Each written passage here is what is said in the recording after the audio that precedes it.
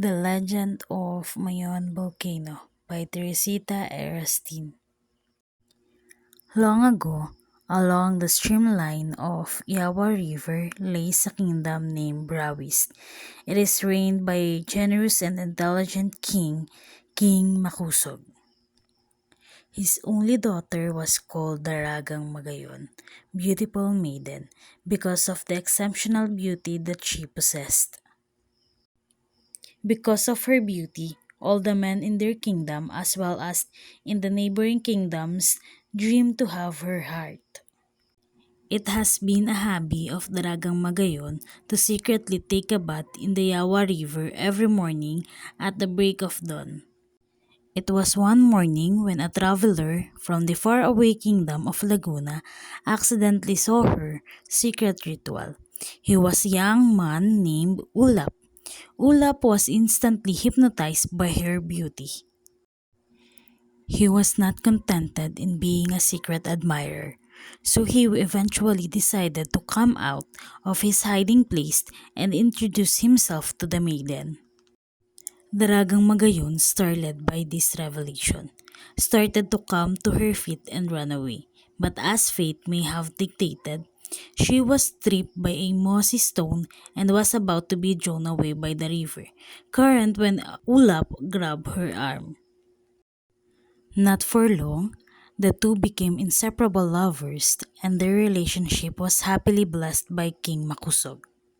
Ulap asked permission from his lady love to go home to Laguna and fetch his relatives for the pamanhikan.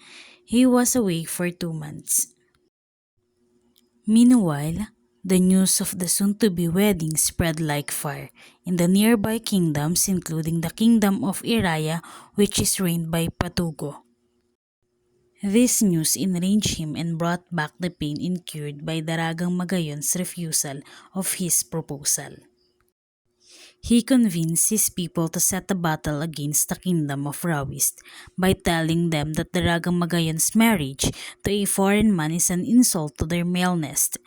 They agreed to capture King Makusog and ask for Daragang Magayon as a ransom. Meanwhile, the kingdom of Rawis is busy in the preparation of the arrival of the opportunity to attack them. The people of Rawis was so stunned by this sudden attack that the king was effortlessly captured. The festive mood was instantly replaced with doom. Daragang Magayon offered herself as a ransom for the freedom of his father even if this was against his will. Just then, their expecting visitor, Ulap and his clan from Laguna, arrive and help in fighting enemies.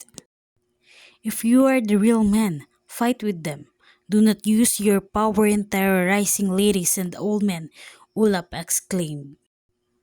With this, the battle raged on, and there was bloodshed. Under the heat of the sun, behind the dusty wind, swords and bolos were ravaged, wished against each other.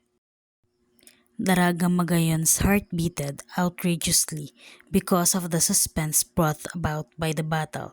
A bloody body fell on the ground, and the maiden's heart skipped a beat, thinking that this might be his lover's. She ran closer and revealed when she saw that instead of Ulap, the lifeless body belongs to Patugo. She turned around and she saw, with his arms wide open, she joyfully ran towards the waiting arms of her lover. As the two passionately embraced each other, a deadly arrow came flying from one of the enemies and struck their intertwined bodies. The sky was covered with gloom as the two lovers slowly fell on the ground. The whole kingdom of Rawist grieved upon their loss. King Makusog proclaimed that the two shall be buried together since it is not right to separate what dead has united as one. As they say, true love is hard to bury. Like a strong current, it will eventually struggle and surface. Daragang Magayon's love is such raging lava even come out of it is as a symbol of overflowing affection. This volcano, which surfaced from the grave of Daragang Magayon, is now known as Timayon volcano. Daragang Magayon is what they claim as Timayon. They say that if you want to see the best of Mount Mayon, you should wake up very early in the morning, just about the crack of dawn.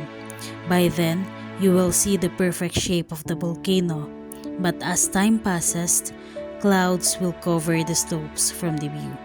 These clouds are represented by the jealous Ulap, who is not comfortable with the numerous eyes laying upon his beloved Magayon.